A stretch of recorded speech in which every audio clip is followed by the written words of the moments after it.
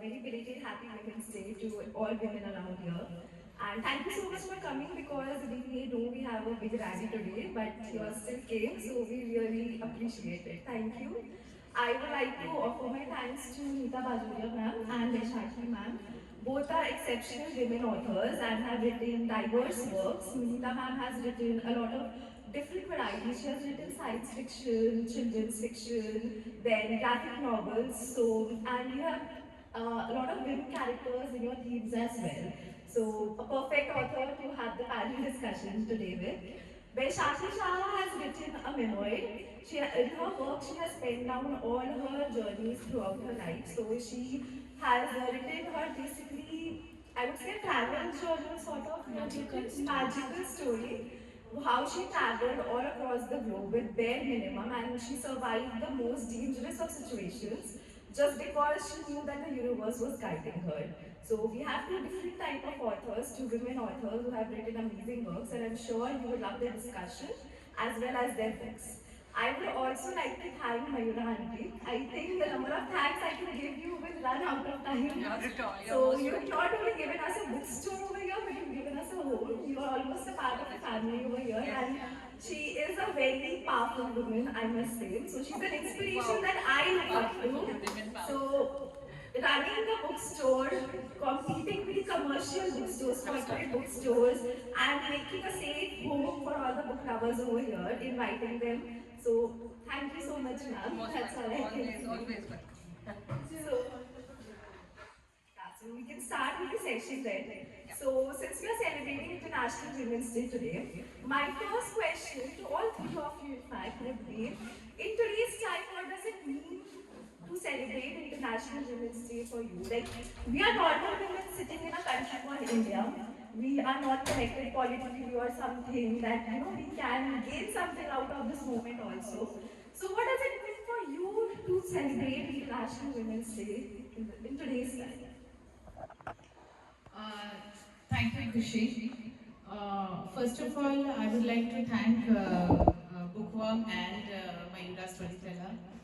Okay, so coming to the question, I agree that as many people would say that why Women's Day just for a day and every day is a Women's Day. But still, we are still fighting for equal space. I mean, in certain ways. And for that, this is a good day where women can speak for themselves and also authors like us can also speak for other women and their issues. So it doesn't do any harm having a day to celebrate ourselves and to raise questions that are otherwise not raised on a regular basis. That's what I would say. Yeah. Hello. Yeah. First of all, thank you for this opportunity to sit in front of all of you and share my views. When it comes to International Women's Day, I think it's great that the world has acknowledged one day for women, at least to pamper us and everything. But I'm not so sure how many women this celebration reaches to. I mean, we have a lot of disempowered women all over the world, including in our own country, who are suffering with something or the other.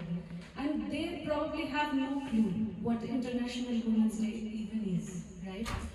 And this day that we educated people, book lovers, and for us, it's an elite thing.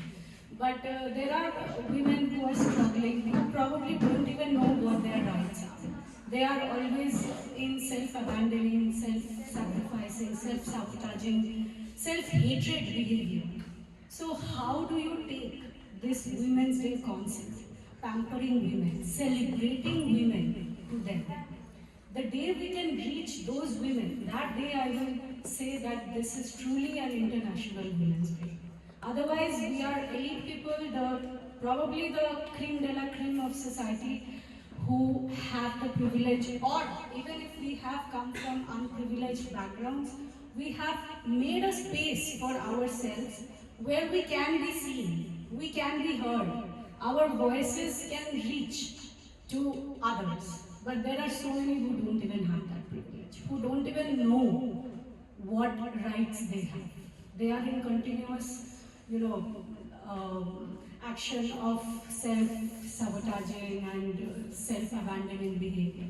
So how can we give those women back to themselves? Can we work for them at those grassroots levels?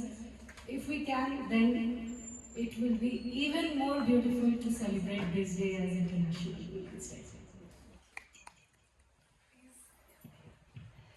Thank you all for coming again to Storyteller. A very warm welcome to Kolkata Bookworms and all our guests who are here today. And yeah, Women's Day is very important because on that day I feel the appreciation. I think most of the women you get less appreciation in their own homes, or they themselves choose to take the back seat. They sacrifice for their family, their children, growing up and things, and many of them give up their jobs. So I think it's a good day for them to be appreciated, and it feels good that what you have done for the family, because it starts from the family. What you have done from the family is being appreciated. Everybody says, "Oh, you're doing good work." So it gives you some kind of encouragement to go on in that work. And what Baisakhi said, that it's important for the lower strata of the society also to get to know what it is. But it is up to us who are privileged to take it to them also. We should actually try and take it to them. The people who work in our homes, to the staff who work with us.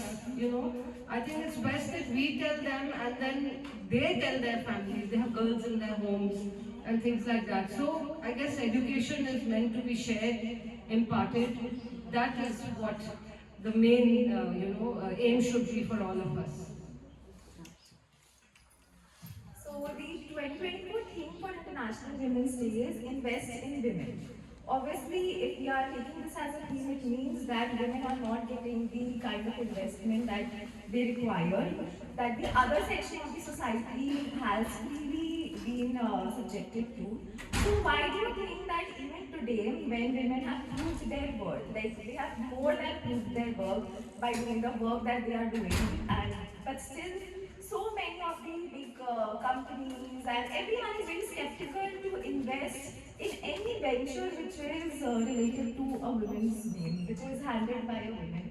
Where do you think that we are lacking in this problem? Khushi, just tell me one thing. What does anybody invest in? Assets, right? So do we really consider women as assets? Women are still in Indian society at least considered a liability.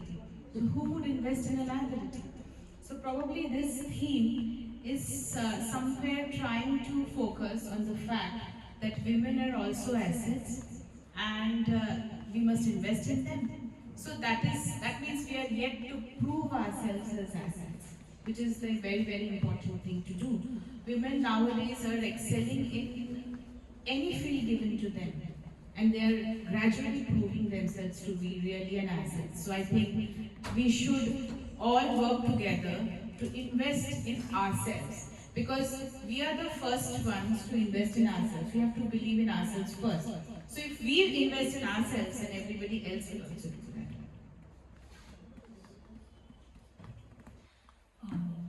What was the question? Women today also people are very skeptical to invest in anything that is led by a woman. So why do we face this problem? Because even the 2024 theme of International Women's Day is Invest in Women. So obviously this is a problem. So what are your views on it? Okay. I want to start a little bit from another perspective. See, having not just traveled but lived in all the different continents of the world for many years, I have realized this, that this is basically a man's world, created for men. And most of the structures in place in our society are masculine structures.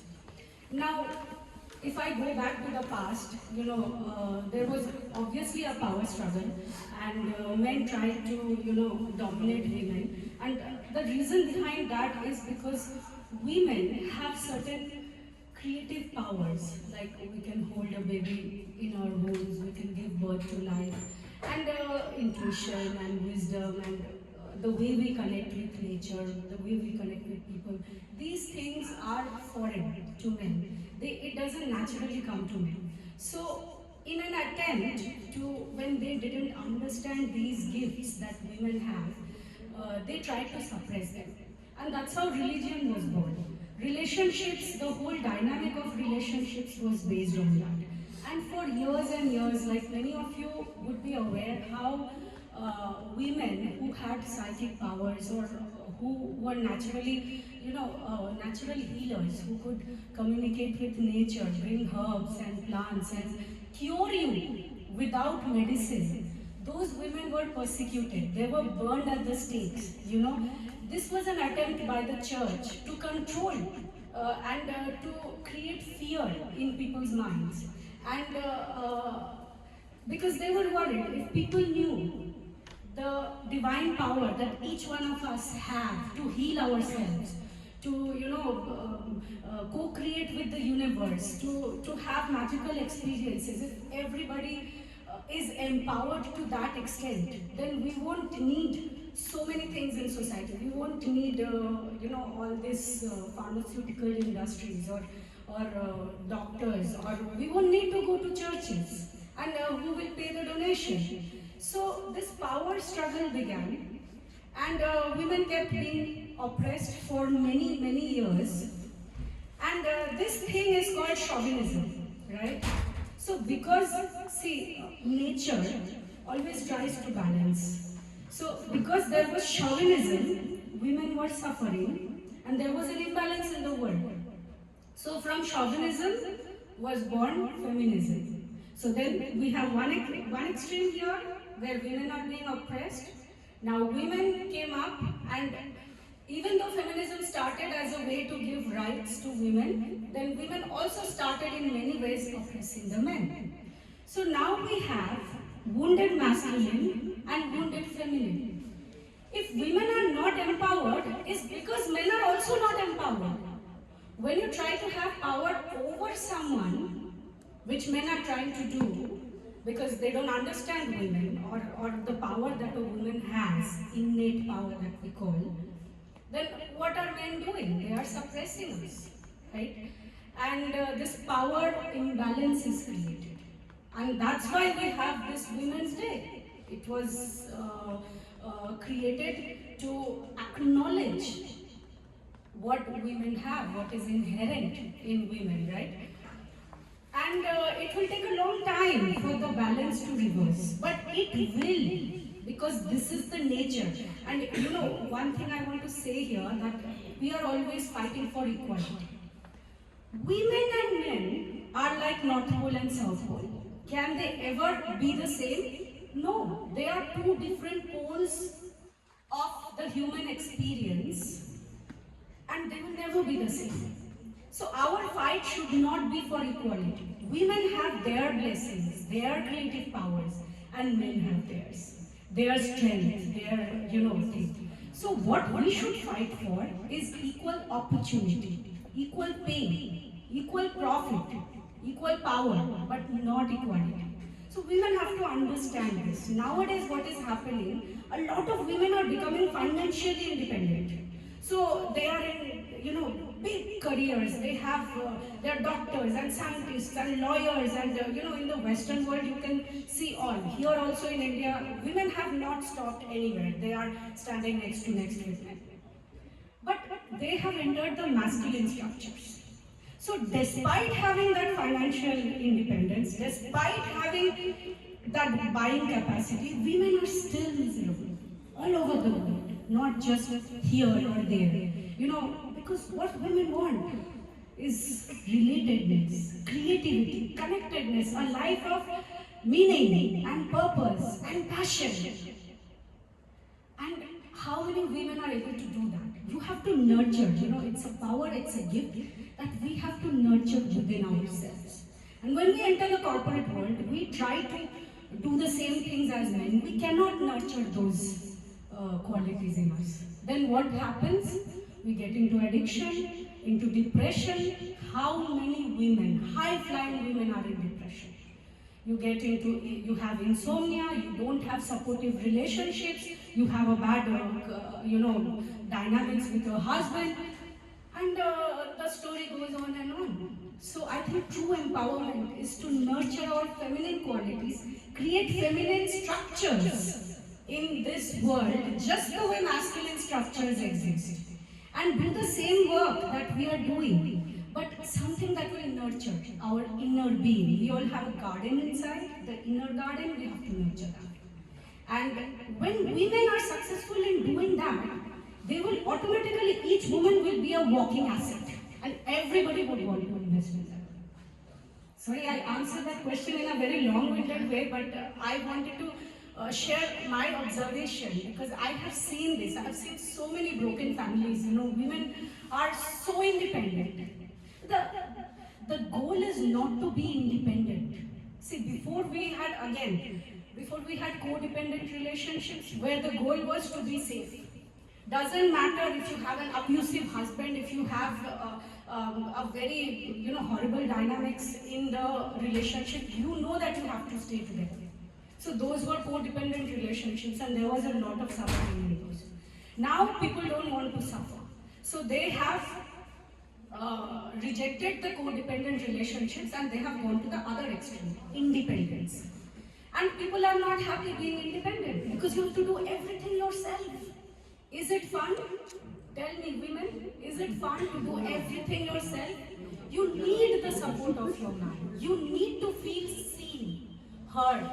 I mean, if I tell you this, it is incredible how much women feel unsafe in this world, unsupported, unseen, unheard and unloved.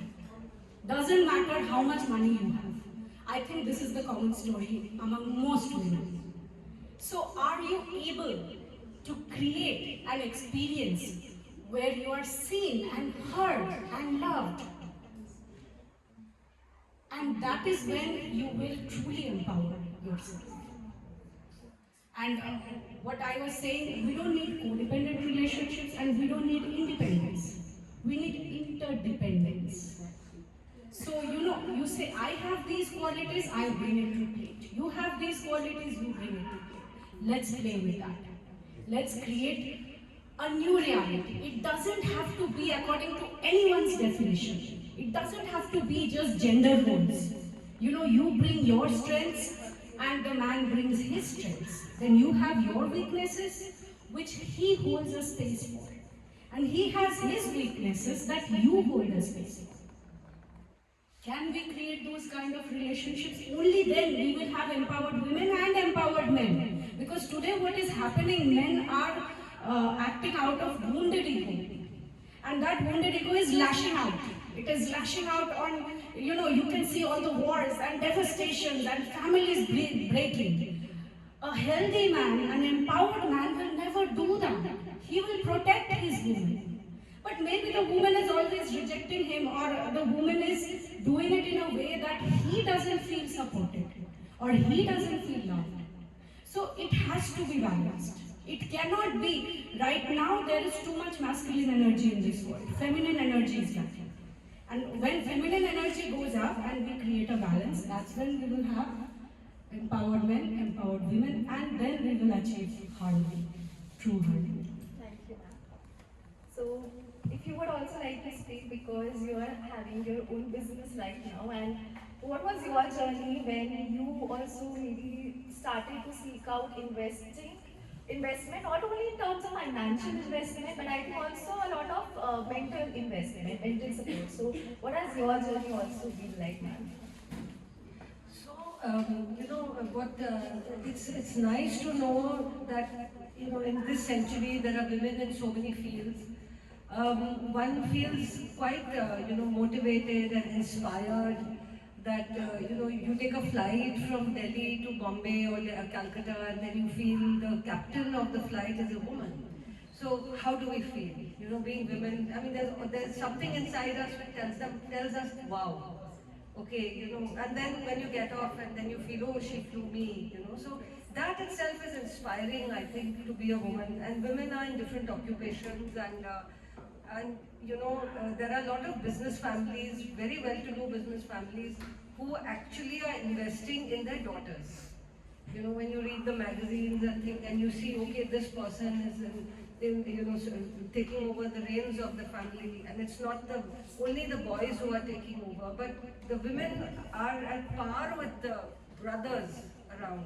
So that itself is, for me, it's very inspiring, and I feel that is the way forward for all of us. To see the good side of it, that we are capable and we can do it, and we can go, shoulder to shoulder with all the boys, all the men. We are as educated, we have that kind of privilege. And yeah, those are the things I think which should keep us going, and which has kept me going also. Of course, there's passion, like you said, there is a lot of time investment, other than money, the time investment is there, and family support. That has been quite good for me. So, in fact, even my next part of the question was like how we always talk about Women's Day or women's issues. We also tend to discuss more about how disadvantageous position we have always been in, and even now how we have not reached the equality that we deserve.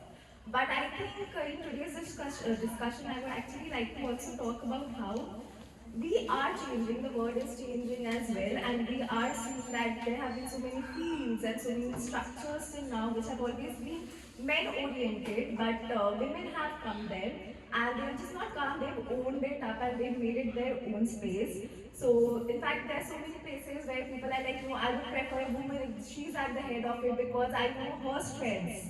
Her communication power, her way of handling things would always be a step better than how a man might be doing it. So there are so many domains in today's time that I could think of. So that's also a very positive change, and along with it, even men. We always talk about femininity and masculinity, but people are letting go of those ideas. Like we always associated cooking as a women's job, but today most of my friends who are men, they cook fantastic and they take pride in it to cook for their partners, for their families. So there are a lot of fields where we see that this gap and this rigid structure thing has vanished. So do you have any comments on it? Anything that you would like to share you've seen in your personal life that you've seen the change? Yes, as you know that I mostly write women fiction, and I have always tried to write whatever I see around me. I have a novella, which is The Casket and Whiskey, in which one of them is a women archer, and another one is a girl who is in tea. She was a tea plucker, and how she, stepped up and crossed all the hurdles, and she became the first tea manager. So I was inspired by the real stories. A few years ago, there was one lady who was the first estate manager. So these are the places where we see that there are areas where only men, and they thought that they're supposed to be only occupied by men, where women are all coming in. A few days ago, I had another Women's Day program where I came across the lady called Khushi, this Khosla Gupta. So she is the marketing head of Khosla Electronics. Now, marketing is again something which has always been thought about as like generally when a girl wants to do something, what do you think that she is to be going to the creative thing and something to do with design or just HR and something like that. But then women are breaking barriers, and though the glass ceiling is yet to be shattered, but still it's really as she said, Mayura, even I come across a lot of time that I see that the pilot is a woman. Feels good, and I don't think now there is anything called, at least not for that particular women, though the society and family might see things with a different perspective and still object to those things. No, you won't be able to do things, or maybe you should choose this and not that, according to the stereotype. But I think women are now confident and they are breaking things and they're saying that whatever comes to my mind, I think I can do it, and that's the best part about it. Absolutely.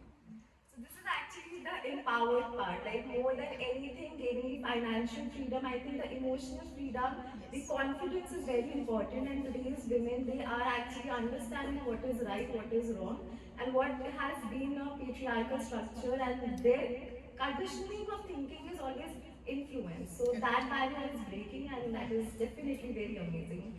Please. Yeah, so again, the exact question because there is So,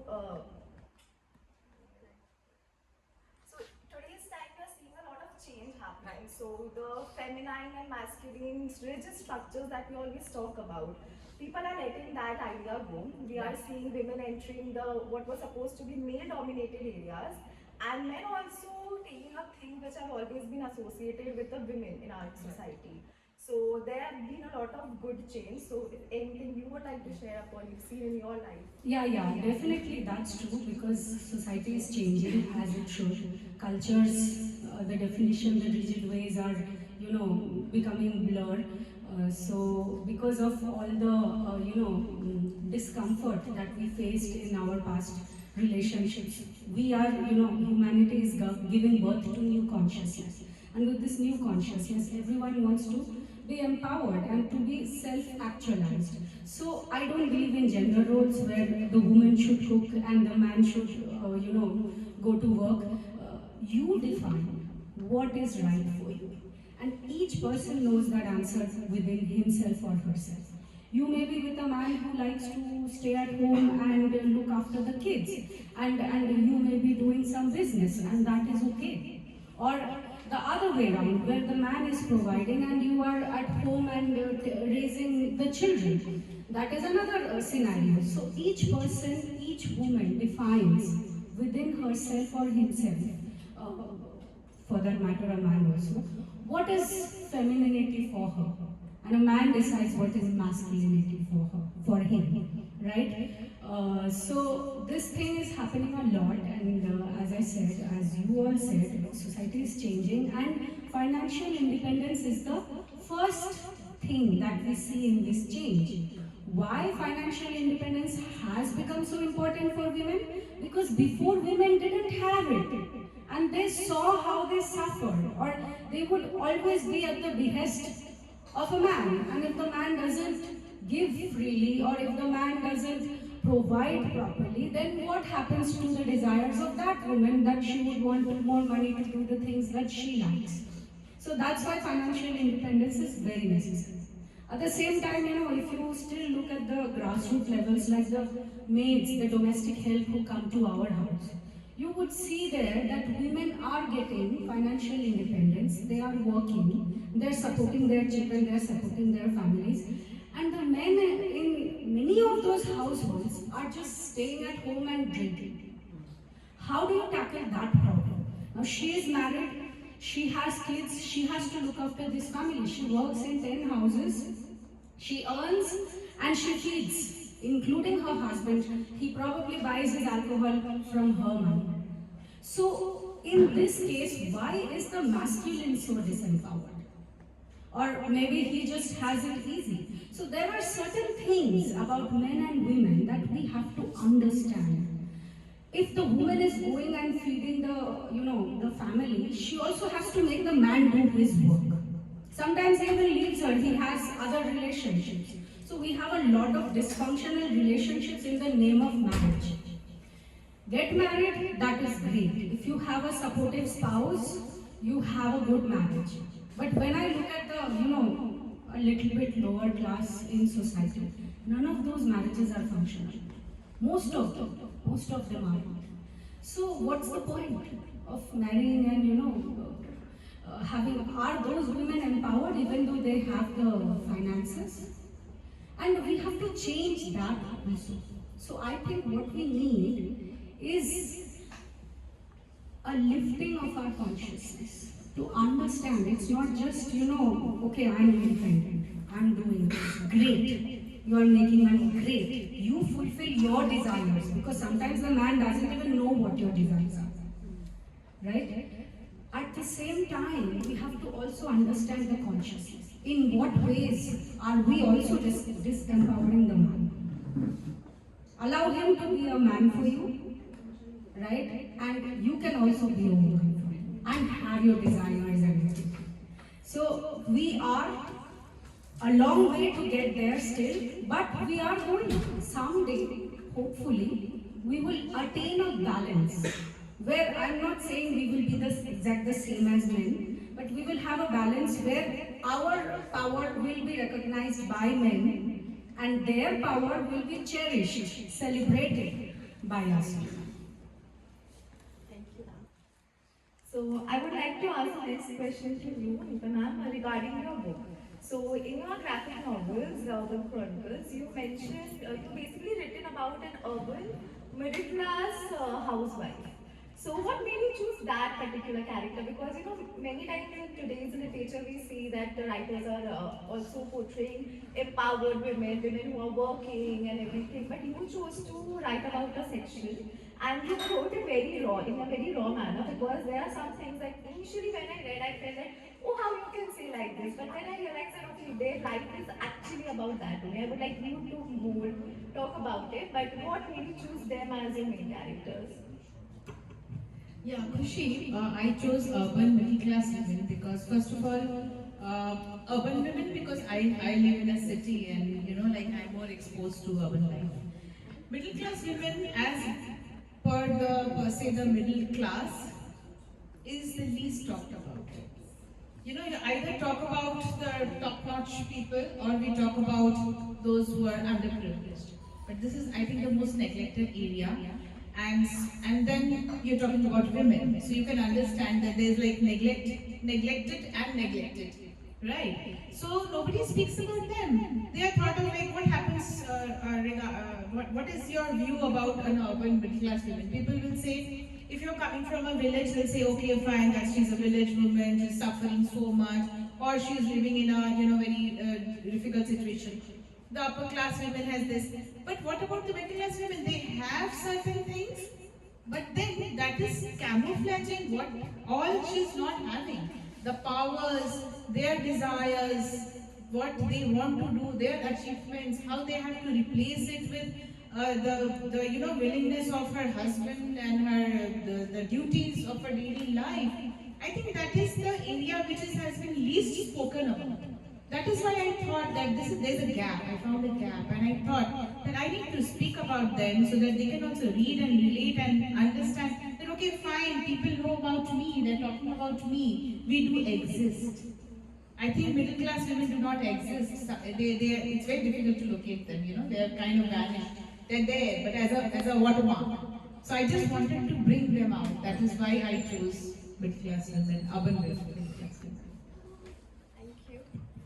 And ma'am, in your memoir, you spoke, you know, like I would actually like to quote that in India, most of, like my parents don't allow me to stay after 7 or 8 p.m. saying it's unsafe for a woman to be out there. But you traveled almost the entire world alone, and we know that you traveled in one of the most weird circumstances with basic minimum, bare minimum, almost no funds, and just spending 1 day at a time. So, how did that unfold for you? Because you also mentioned in your book you come from a very conservative family. So, the permission, like, as we see, the permission to explore that part of your life, how was the entire journey for you for that? Thank you. That's actually a very interesting question, and let me answer it. I do come from a very, very conservative background, and my mother, especially, she was overprotective. She would not even let me go out alone wearing a tight shirt, for example. So at a very young age, I left India, and after class 10, I got a scholarship and I went to Singapore.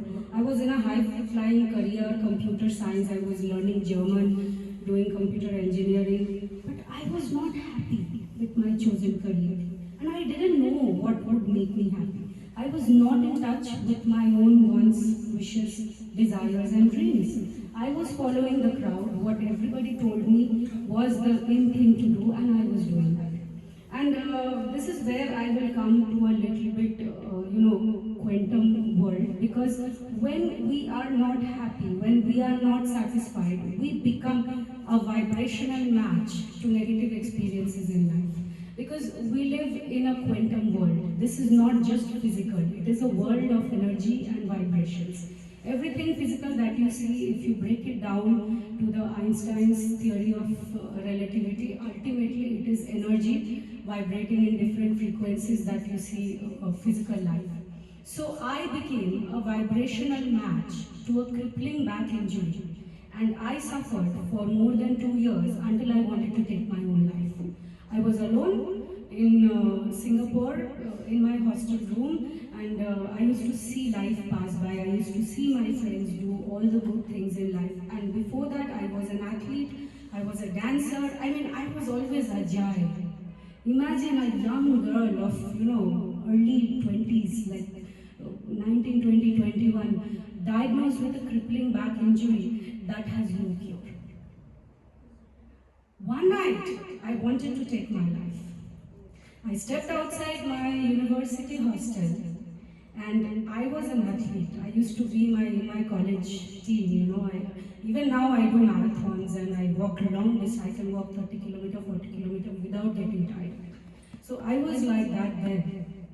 And I just told God, I don't care if I'm going to become a vegetable tonight and tomorrow my life will end. I wanted to end it. And I went beyond the limitations of my physical capacity. And what I did, that's the first story in my book, you will read it, so I'm not going to tell you what I did. But I was expecting at the end of it to have a broken back. And to my surprise, my back had spontaneously healed. That day I realized there is so much more to life that nobody tells you. And I wanted to find what that was. And the answer didn't come to me immediately. It came in steps. See, I tell my path chose me. I did not choose this path. I just followed the guidance of the universe. One by one, magical things started happening. As maybe that time unconsciously, I was connecting, to this. It's like radio frequency. Let's say you are listening to one channel, or on TV you are watching a horror movie, yeah? And then you change the frequency, you go to another channel, and then you watch a nice, feel-good, romantic movie. So, when you want to switch from this experience, a horror movie, a violent movie, in your life, you have to switch the frequency. And that happens with a consciousness change. And from that unconscious healing which happened to my back, a lot of things automatically became clear to me. And I was just following the impulse. And what was the impulse? I need to follow my joy. And the career that I was in did not bring me an iota of joy. And I couldn't imagine myself sitting in Singapore in some big company in a small cubicle coding and programming for the rest of my life. For some people, that may be your life agenda. And some people actually love it, they enjoy it. But it was not my life. If I had forced myself to do that, I probably would be a very miserable person with some chronic ailments and, I don't even want to go into the details. So I became a vibrational match to this back injury because I was not giving expression to the soul inside me that came here on earth to do something totally different. And when I sat with myself, I went inside and I was like questioning the inner person. What is it that will bring me joy? Then signs, like the universe would send me opportunities and I would recognize it. That's where I want to go.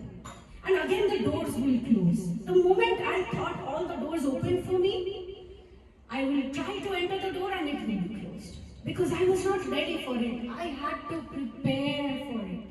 So all the challenges we face in our lives, it's just preparation for that liberation. When you have a challenge in your life, you always have to tell yourself that you will never be given a challenge that you cannot overcome. So when a challenge comes to you, you have to say, I am ready for it. That's why it has come to me. And when you overcome it, you experience your divinity. You experience yourself as the invincible, unsinkable. Right? So for me, this happened. And my dream, my big dream, was to leave Asia. I was learning German and my dream was to go to Europe. And I was a scholar in Singapore, and with this back problem, I used to take, physiotherapy at my university, and all my scholarship money was going there. I neither had the money nor the opportunity to fulfill my dreams. I used to take my books during exam times, go to the airport, sit in the viewing mall and wave at all the planes that would go bound Europe and say, tell Europe to prepare for my welcome. I'm coming soon. And I had no resistance, what I would say, no resistance to that because I was just playing with myself. I was playing with possibilities, I was playing in my imaginations. If I had been so attached to that dream, it would have never happened. Because what you want, this universe is like a mirror. What you want, you tell the universe, I don't have it, so I want it. So you experience more of not having it. You experience the lack of it. I was just playing, all my German friends, they had come to our university for internships. They would go, when they were returning, they would invite me. I would go to the airport to see them off and I would say, wait, I'm coming to meet you. And 2 months later, I won an all-expense paid trip to Europe for a whole month. So this is the power of manifestation. It doesn't always happen because my energy goes up and down. But when I am connected to this consciousness, what I say, we are here to co-create our lives with the larger universe. We cannot just say this happened to me, and we are reacting to life. We are conscious people. We are here to consciously create the circumstances in our lives. And when you have a small desire, the universe will send you an opportunity. It will. And the stronger your desires are, the more groomed is that energy, the more synchronicities that I call now, signs and synchronicities will be sent. You acknowledge, you recognize it, you walk that path, and then you find something magical happens. Then you walk the next path and the next path. So I came back from Europe, and then I was like, I don't want to stay in Singapore. And I didn't want to come back to India, back into this conservative family, although I come from a very educated background. There was never peace in our house. Domestic violence and fights, and both my parents are highly educated, but they were absolutely incompatible. And I never liked to come home. I was ready to die somewhere on the streets of Africa, but not come back home. Because I never found joy at home. And this kind of dynamics are in many households. It's not just poor people with no opportunities. Even rich people who have lots of opportunities, if they are in a bad relationship, it affects the children. And on one hand, I had the dream of traveling the world. On the other hand, all this was inspired by my desire not to come back. And so one by one, after Europe, another opportunity presented itself by magic. All my friends were applying for jobs. And I was sitting, in my university hostel bed. I used to watch the ceiling and I used to be like, I can't apply for jobs. I didn't apply for a single job. And then this opportunity came. It was like a student exchange program. And, hello? Is there a problem?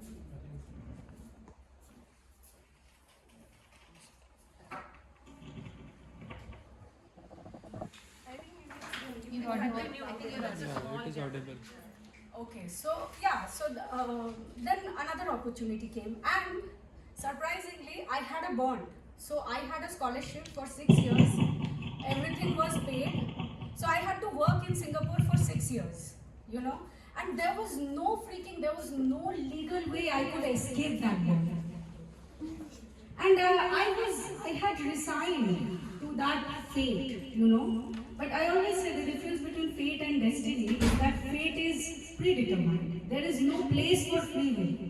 But destiny is the path of our joy. Because the soul thrives in joy, in excitement. Something so magical happened you can't even imagine. I was the only person who was able to escape that bond illegally. And that story is in the book. It's called Freedom from Bond. And you will see that universe's clock is so concise, it's so perfect. How the universe works, if you can tune into it. That even that time, sometimes it would just raise all the hairs in my body. I'm like, it's incredible. So then I left again. I left Singapore. I went to Africa. I lived in Africa, I had so many, this book is not just a travel story or a memoir. It contains 21 magical stories from my travels across the world that will make you look at life with new eyes. It will make you perceive life from an altogether new dimension of reality, where you don't see diseases the same way doctors tell you this is what happened to you. Don't believe the doctor. Don't identify with your disease. You are not your disease. People sometimes use disease to get attention because they are lacking it so much.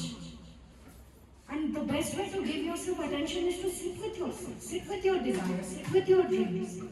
You won't need the disease then.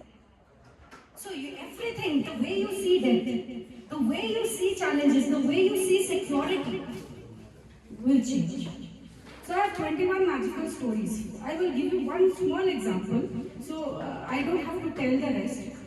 In my very first month, my parents were very much against me going to Africa. I was so young and my mom totally was against it. My dad, because of his broad mind, he used to work in UNICEF. So he first also tried to stop me. And then he said, okay, if she wants, let her. So I went there and he gave me some money, $1,000 in those days. He said, you keep it with you.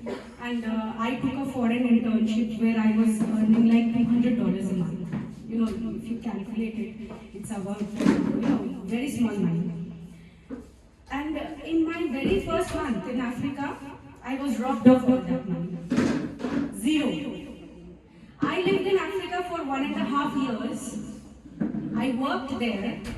And after saving every month, the peanuts that I was earning, when I had to leave Africa, I didn't even have half the ticket money to come back. And I was thinking, no matter what travel agent I was calling, it was like the ticket prices started from 300,000 nairas, 350,000 nairas, and I barely had 150,000 nairas. And I had to come back. My sister was getting married. I had some engagements in India, so I had to come back within a certain time. How? I didn't have a bank account there. There was no way anybody could send me money. And I also didn't want my parents to send me money. They couldn't have if they even wanted. Because otherwise they would say, look, you failed. And I fought so much to go there, I didn't want to come back a failure. One day I was taking my bucket bath. I lived with frogs and rats in Africa. I was taking my bucket bath. And there was this voice inside that told me, have faith, you will go. How, what, I didn't know. But that day, I made a different choice. I did something different. What I did, even I don't know why I did what I did. But I coincidentally, chance encountered a strange woman who gave me my tickets to come back from Africa. And guess what? Her name was Faith. This is called real magic. That's why my book is called Life is Abracadabra. You all have heard of the word abracadabra. Abracadabra means I shall create as I speak. Or I create like the spoken word. আমি যাহা বলিব তাহাই সৃষ্টি করিব मैं जो बोलूंगी वही करूंगी वही सृष्टि करूंगी. So each of us are manifesting, creating our lives all the time. We are all powerful creators. We just don't know it.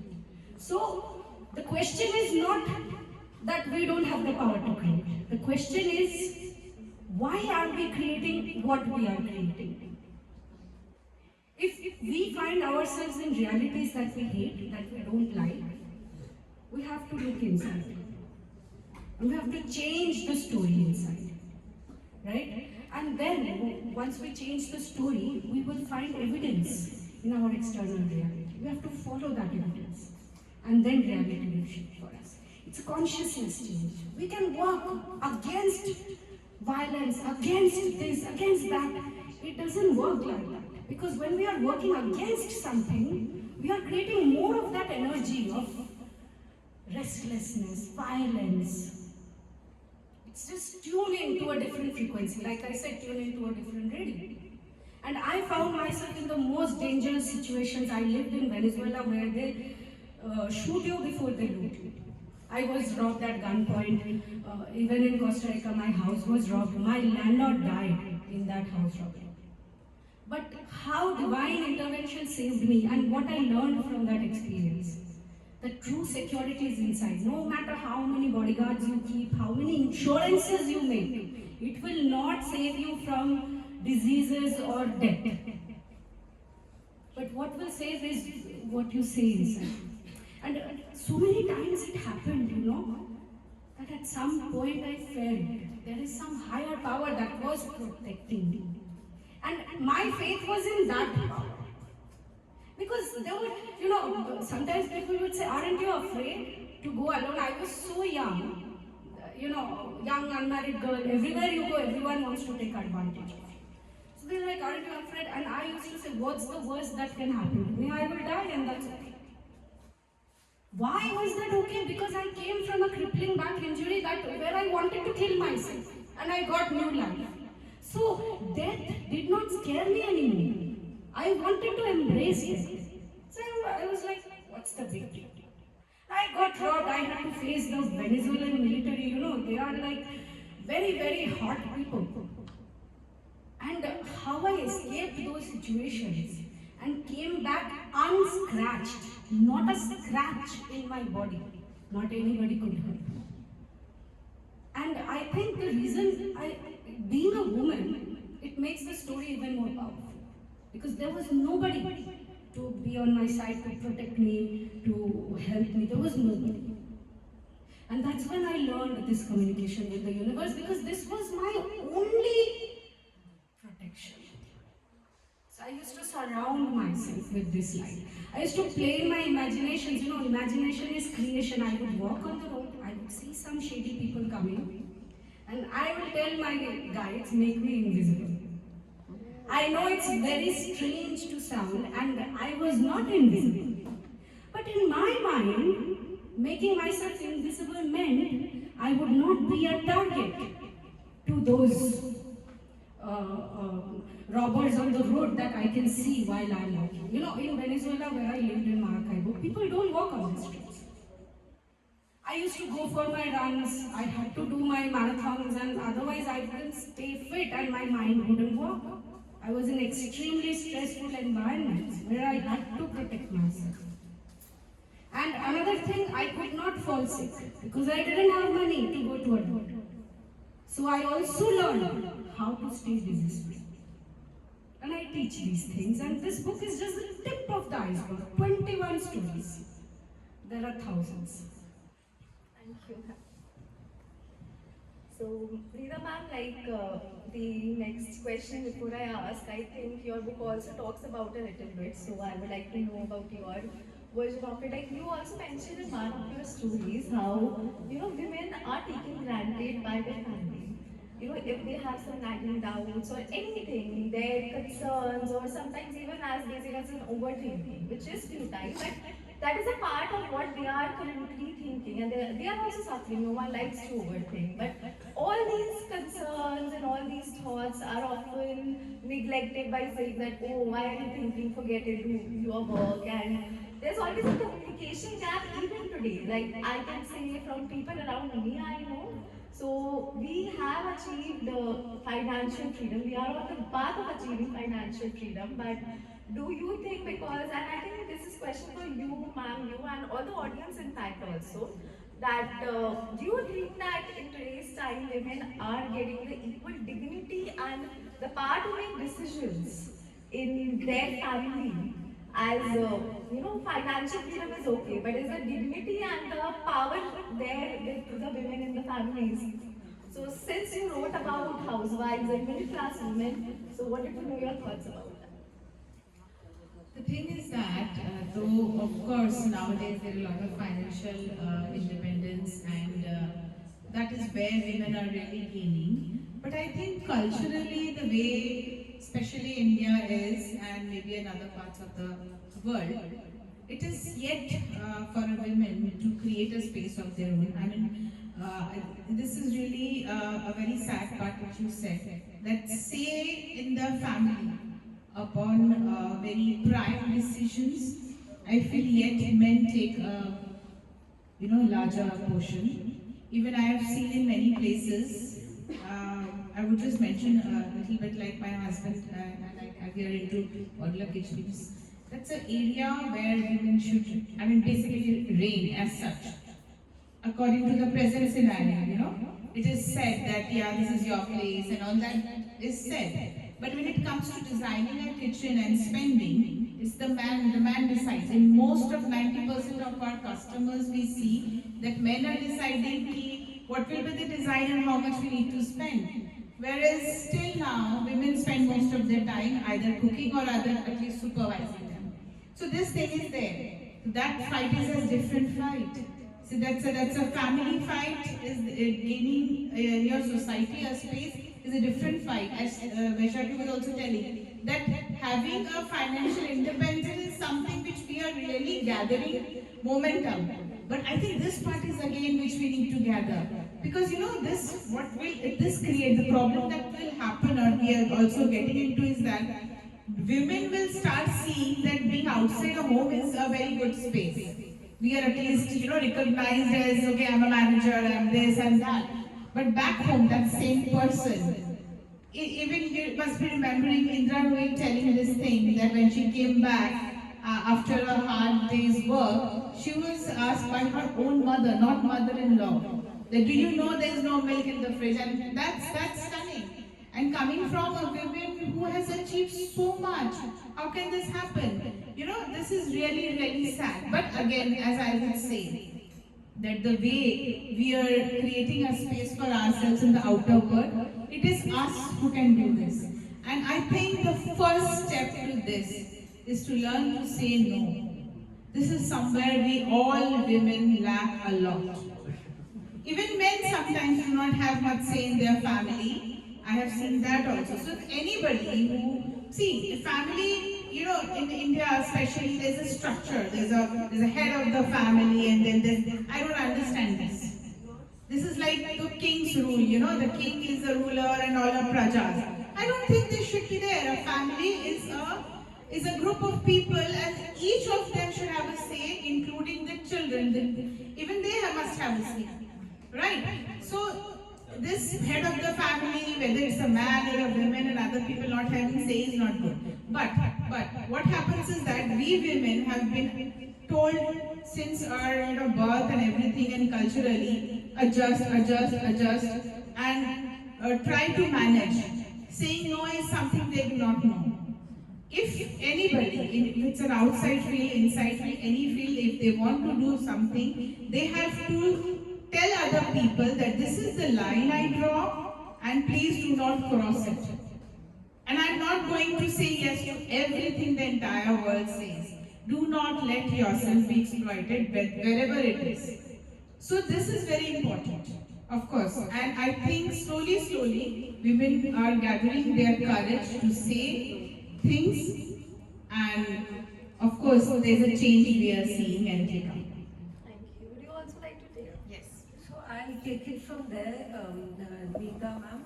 What you said about the kitchen part of it, but don't we as women sometimes just leave the decision to them? So like we have to express some self-love, and we have to tell ourselves that we also want it. And like you said, outside we're very happy, we're being appreciated, and our work is being done, but inside our own home.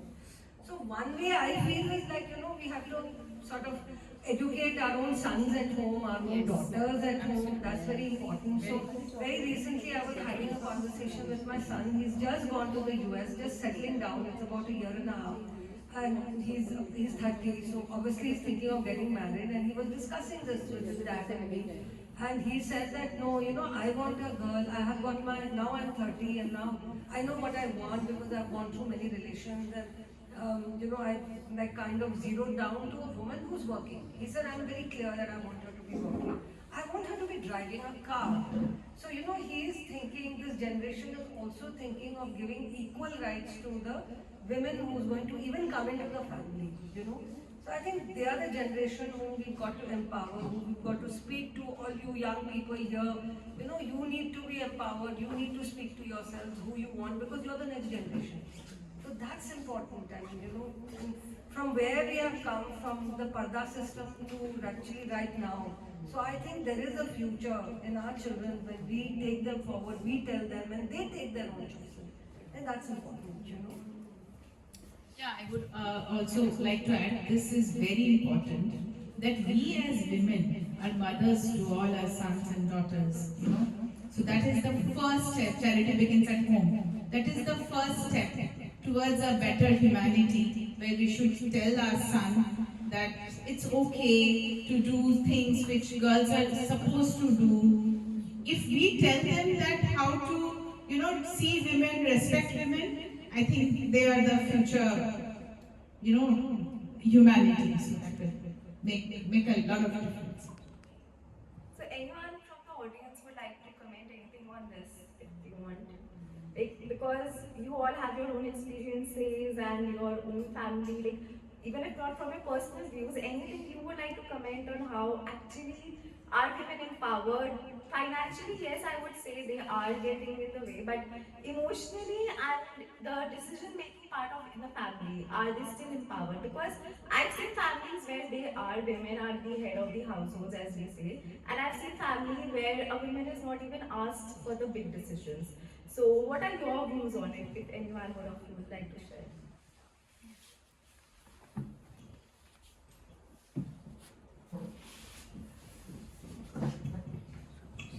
Hi. So I'd like to say that on this day, that in my family, my mom and my dad both are working. So, and from my childhood, I've seen my mom work. So she's the main inspiration for me. She used to work and then come back home and used to like help me study. She literally made me what I am today. So she's the main woman power by whom I got inspired and I became what I am. Even she is also very conservative, okay. But she gave me all the choices. She made it possible that I have the choices, like what I want to study, where I want to study, and all of that. And that is still not possible in every family, I would say. But giving your child that choice is a very big thing. And that definitely I want to do to my family if I want to have one someday. That letting them have the choice at least, the options especially. Because now whatever job I am working in and however empowered I feel, however financially independent and mentally as well I feel, she has the biggest part of it. And not only that, even when my mom used to go to work, I used to like from school, I used to come back at my grandmother's home. So she used to take care of me from 4 p.m. to 8 a.m. every day. And I have seen her work, being a housewife forever, but I know the work of a housewife as well, like holding the house. And so I know both of them. Like being a work wife is also very difficult, and being a housewife is also difficult. But none of them are actually credible. Like I don't think men enough, or I won't say men, the society credit them enough. And not only that, even so many women are working now, but still when they come back home, they are expected to work in home as well. Like as if like the men came back home, but they just came back home, they are tired. But it's like as if it's a duty of a woman. Like they came back home, but they are also supposed to take care of a home. So, but in my family, my mom and dad both used to work hand in hand. My mom used to cook the morning food, and when my mom used to help me at night for studying, my dad used to do the household work. So I came like when I didn't understand it then, but now when I see everything, I understand how heavily it impacted all of my thinking and where I am now. So I thank them. I'm very lucky, very lucky.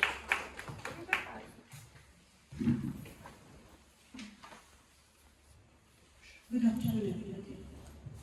I want to, about women empowerment, I want to tell something about chronology.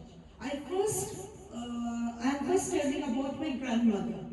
I am quoting a Bengali quotation. My grandfather used to tell, "Baro hat sharir acha hoy na." Means 12-year sari doesn't make good pleats. Yeah, so my grandfather was not a very successful person, but my grandmother was she was very interested in cricket, football, She used to read, but she did not have any say in the household works, in household decisions. So she suffered. Coming to next generation, my father and mother, I'll say my mother had a B.Ed degree, but my father said that you cannot work.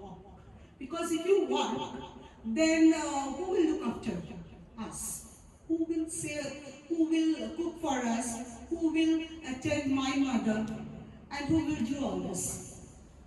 And coming to my generation, I'll say I have a loving husband, but he thinks that I don't have so much intelligence that I can handle everything, finance or a good decision making. Even my daughter thinks so. Though I am a teacher, when I tell her about something, about reading poems, she thinks that Papa knows better than you, and she doesn't give a good fit to my advice. So that woman empowerment has not come till here. Women are financially strong now, but they are not empowered. I think so. It's my observation and realization. They are given some liberations. Yes, you go and do my shopping. But when a woman goes for shopping, she doesn't buy for herself only. She buys for the entire family. But when a man goes, I don't tell that they only buy for themselves. But obviously that they buy more for themselves. So women empowerment has not come yet. And I also want to say that according to Ibsen, in Doll's House, he said, no, I'm not a feminist, I'm a humanist. Yeah. So we should focus on humanism, not on masculinism or feminism. Absolutely. Very nice. Absolutely. Anyone else? If you have any questions or any sharings, you can say. Hi, and this is a question it was this mythology of men actually. It's how men look at women in such a, downsizing way. Whereas you see throughout history, you see different kind of characters of history, wonderful, brilliant women like Hypatia, Alexandria, or you see Sylvia Plath, or you see brilliant women doing brilliant jobs in their respective field. And you see criticism from men, not constructive criticism actually, it's kind of a very kind of condescending criticism. It's like, I'm gonna hate your work, not because I'm critical of it rationally or logically, but because you're a woman. It's kind of this default setting in the head of men actually. So, especially I've seen many, Sylvia Plath hate her being a book reader, I'm saying, and many of those comments were not logical. It's simply because, oh, she's a woman, so she writes, blah, blah, blah, the bell jar or whatever. So how can we approach this kind of one-directional, one-dimensional behavior and kind of generalize it in a more healthy way and in a more, inclusive way? That's the thing.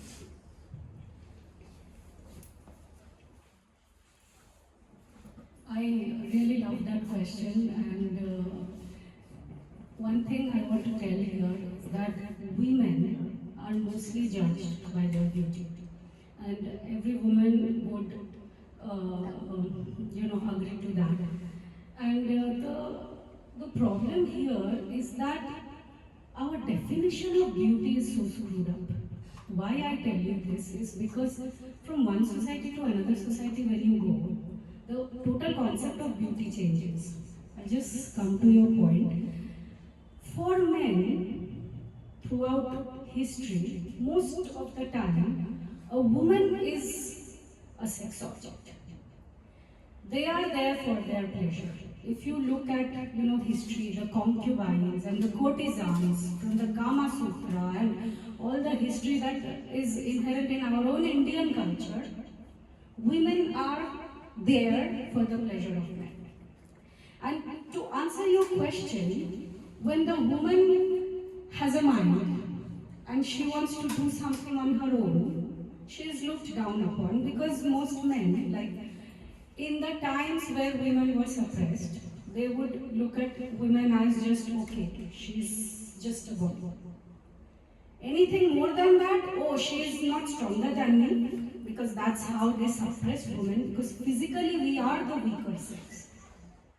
And now if she is doing something, creating something, And also women, see, one thing we have to understand, again, when we talk about men, women, polarities, there are a lot of differences. For example, men are straight, women are round. Men think linear, women think circular. Men are predictable, women are wild and unpredictable. Men are straightforward, women are long-winded. You know, when we have a fight, the woman will always come back to the past, something he did in the past. And that's because she thinks in a circular manner. But the man, he thinks in a linear way. He has left the past, he has already moved to the future. So he can't understand why she is coming back to the past. According to him, he has ignored the problem and he has successfully forgotten it and moved away, so the problem doesn't exist. And according to the woman, she somewhere felt unseen and unheard that this problem was not solved. Why? Because we haven't talked about it. Talking, connecting, communicating, relating is so important for women. You see, we always talk in circular manners. We never talk in a linear fashion. So when a woman talks and the man is not listening, then she feels unheard, unsupported, unloved, and it continues for long periods of time. And after some time, when her, things are still not heard, every time there is a fight or misunderstanding, she will keep talking. And what he thinks, oh, just ignore her. She's PMSC. She's in her periods. It's her hormones. No. So this is why men have, not all men have belittled the essence of women. And by doing that, again, we have this imbalance of masculine and feminine. So men, when it comes to respecting women, you have to understand that a woman has her own essence. God has created two polarities, man, woman, masculine, feminine, yin, yang. You see the Chinese yin yang thing, you have to balance it for it to be contained inside that circle. And the moment that balance is lost, there will be power struggle, right? So when a woman wants to do something, allow her to do it. If she is saying something to you, maybe you feel blamed in that moment because you think, oh my God, what is your problem? You try to fix her problems. Don't do that. Just be there listening, hold the space. So I think women feel the most loved when the man can give the containment for a woman to express herself in a circular manner. It's like a salsa dance. If you've ever seen a salsa dance, the man is just giving the finger, he is giving the cues. And the woman is twirling and turning and doing the dance. It is the man who is making her dance. But everyone is watching the woman, right? So this is beautiful. And when we talk about equality, making decisions, having a say in decisions, all that is great. If the woman is intentionally conceding the decision for the man to take, that's okay. Let the man lead, because women like to be provided for. Women are the receiving energy. No matter how much you try, you cannot change your biology. You receive the sperm. You create the baby. You are creators. And men are the giving energy. Men love to give and provide. And when a woman accepts it, say, I can do it myself.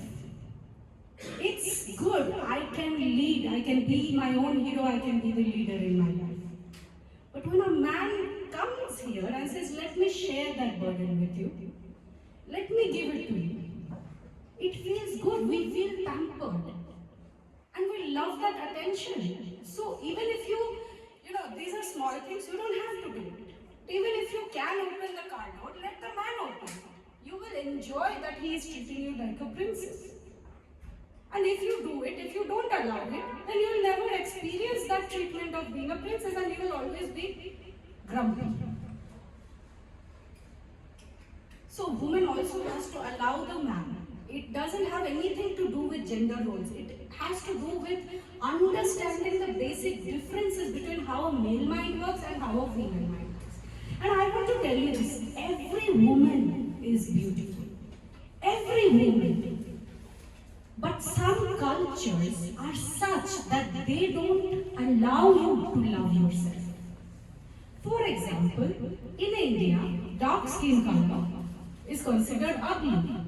You know, here we used to have this cream called Fair and Lovely. When I was in Africa, they celebrate what they have. They have a soap which is called Dark and Lovely. And in Africa, women are big and fat and round. And they are celebrated for their curves, for their beauty. I was eating a lot of that yam and cassava and gari, and I had put on quite a bit of tummy when I was in Africa. And I was conscious because usually I wouldn't have that tummy and I don't eat that kind of food. I was staying with an African family and I was eating their food and I was not used to it.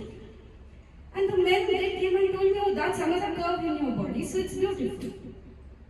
We don't experience that in our culture.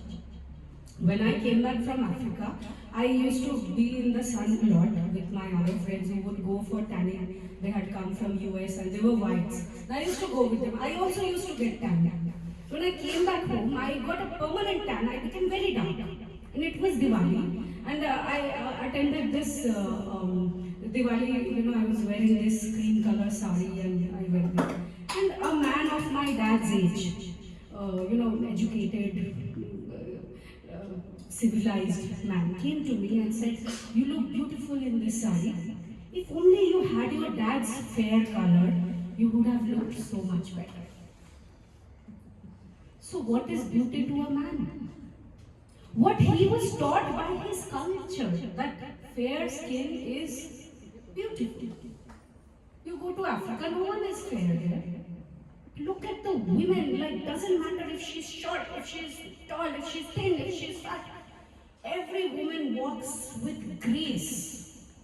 She will dress herself up, she will wear these heels, and the way she walks, you can see that she owns her body, she owns her beauty, and it comes from inside. You cultivate it.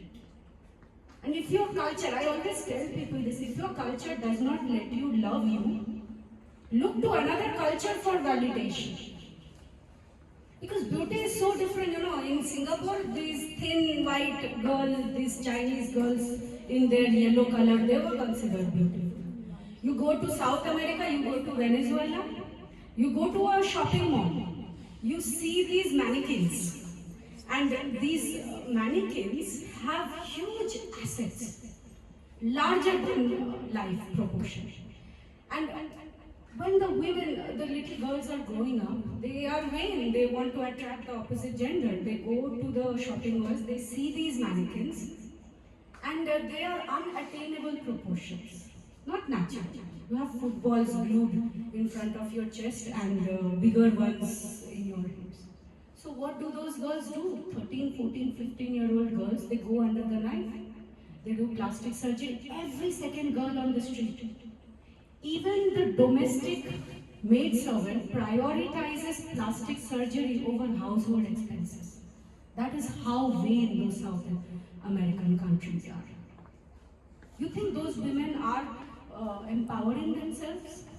You think they are, they even know what empowerment is? It's all about their bodies. Because that's what men want. If she doesn't have the perfect body, he will leave her and go to another woman. Coming back to your question, in these vain societies, India is vain as well. Look at Bollywood. Look at all the beautiful actresses. They all look the same. They all have the same bodies. Am I right? How will a normal woman who may have a little excess weight or who may have a darker skin color or who may be short, how will that woman feel? And their best friends, the male friends, are always going for the ones who look like the Bollywood actresses. You see, I had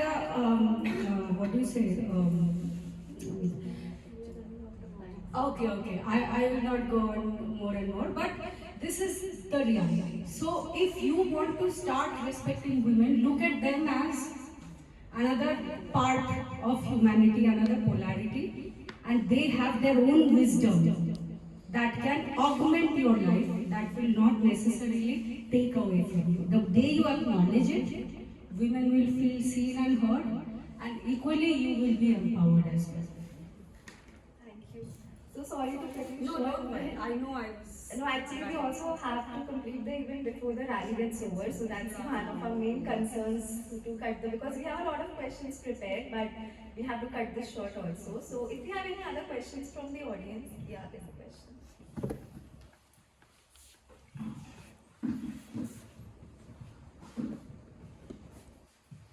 Good afternoon, my respected seniors.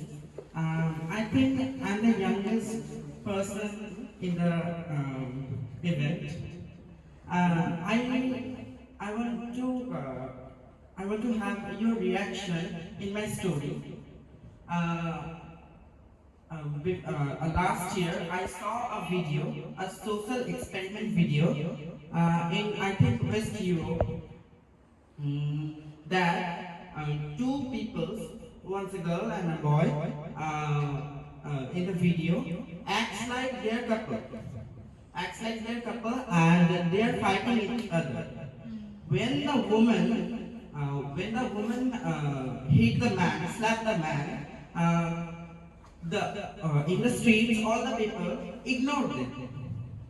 When you talk about the equality between men and women, when the woman slapped the man, all the peoples are ignoring them, and they act like all mistakes are all the reasons of the fighting is the boy. And second, when the man slapped the woman, everyone came there and said, "Why you slap the woman? Why you slap the woman?" This is why I want to ask you that what is your reaction of that my story? Would you like to take that, ma'am? Yes, please.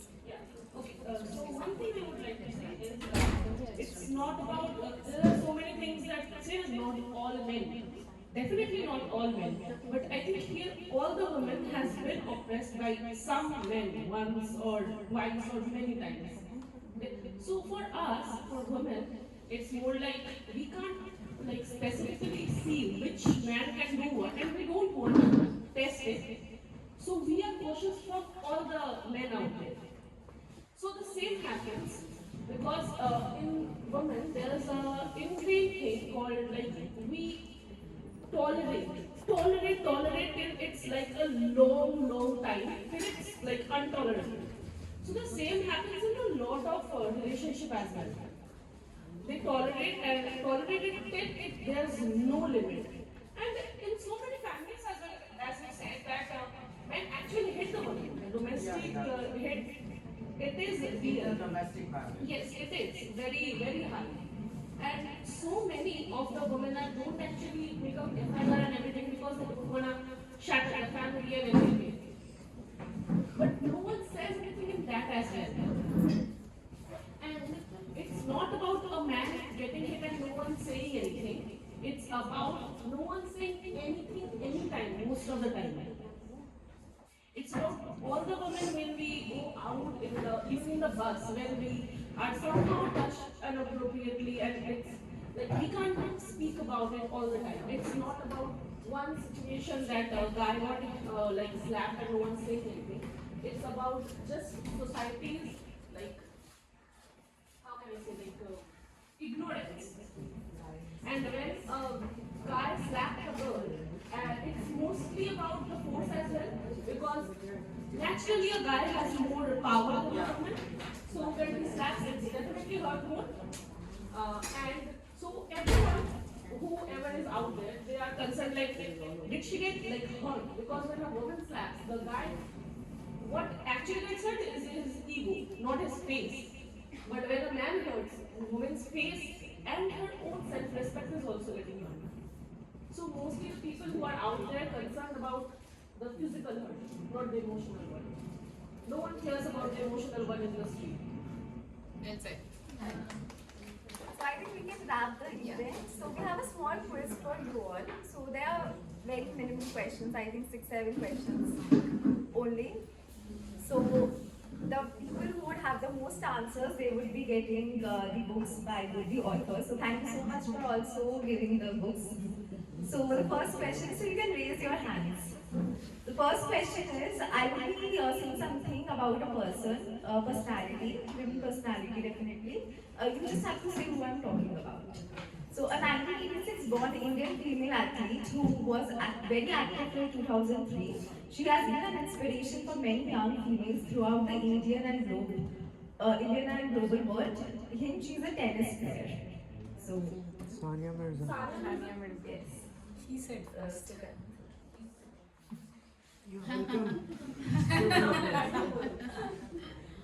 when I think of female in science and research, I think of her.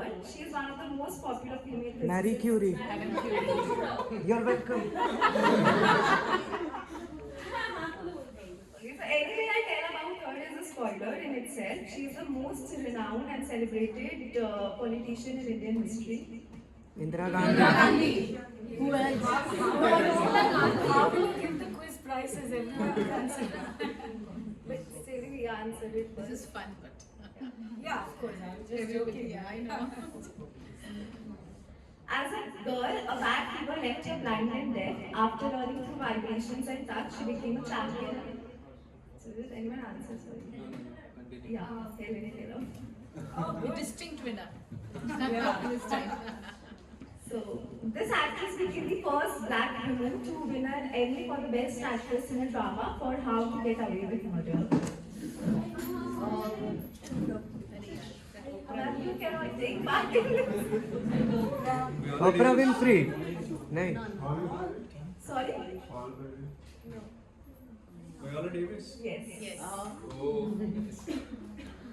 As a girl, this famous writer didn't speak for 5 years. As an adult, her writing became the voice of the civil rights movement. Along with books, she has written poems, songs, plays, and movies. Yes. As a girl, this famous writer didn't speak for 5 years. As an adult, her writing became the voice of the civil rights movement. Jane Austen. At this point, I'm just blindly throwing names. So one of her books, which is also very famous poetry composition, is very famous. The title. There's a The title also has the word bird in it. Bird. Yes. Yes. With the cage bird thing. And her diary from World War II shed light on the Anne Frank. This was answered before. before the question before time. So we had these questions only made. So I think Sugat is a clear winner. There are 3 other winners. 1, Ah, 2, 3. I heard. That girl is also telling, I think, all the answers. Yeah. एक काम करो मेरा वाला prize उसको दे देना otherwise she'll kill me. How many prizes do we have? No, two, na? I think one is books. Yeah, I have one packet. Fine. So we'll distribute the gifts We have after 3 the winners, so we can give 2 winners. Yeah, I'll give the rest of it. That's okay. And all of you can give that, distribute that. Yes.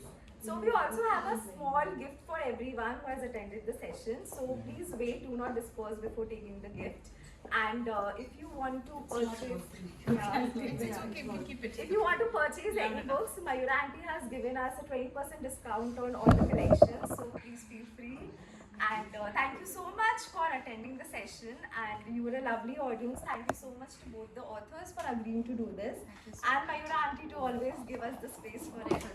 So thank you so much. It was an amazing event. And you can have the book signed and you can purchase